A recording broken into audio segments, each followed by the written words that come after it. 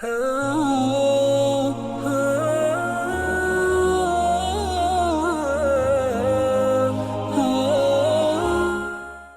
کل صرف یہ نہیں ہے کہ چند ملک پریشان ہیں، دنیا میں تمام ممالک پریشانی میں مبتلا ہیں، ہر آدمی پریشانی میں مبتلا ہے، والدین پریشان ہیں، اولادیں پریشان ہیں، کوئی بیماری میں ہے، کسی کو جناب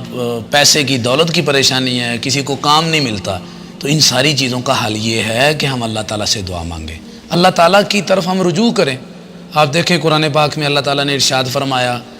سورہ الغافر آیت نمبر 60 کے اندر، وَقَالَ رَبُّكُمُ ادْعُونِي أَسْتَجِبْ لَكُمْ إِنَّ الَّذِينَ يَسْتَكْبِرُونَ عَنْ عِبَادَتِي سَيَدْخُلُونَ جَهَنَّمَ دَاخِرِينَ۔ اور تمہارے پروردگار نے کہا ہے تم مجھے پکارو، میں تمہاری پکار کا جواب دوں گا۔ یقیناً وہ لوگ جو میری عبادت سے تکبر کرتے ہیں ان قریب وہ جہنم میں ذلیل ہو کر داخل ہوں گے۔ تو ہمیں اللہ کو پکارنا چاہیے، یہ عبادت ہے اور اس کا انکار نہیں کرنا چاہیے، دعائیں کرنی چاہیے، ذکر کرنا چاہیے۔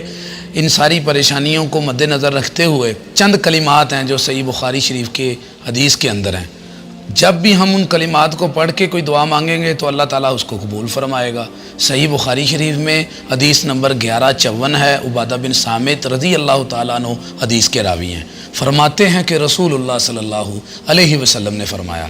جب بھی کوئی آدمی رات کو بیدار ہو اور وہ اٹھ کر یہ کلمات کہے لا الہ الا اللہ وحدہ لا شریک لہ لہ الملک ولہ الحمد وہو علی کل شیء قدیر، الحمدللہ وسبحان اللہ ولا الہ الا اللہ واللہ اکبر ولا حول ولا قوت الا باللہ۔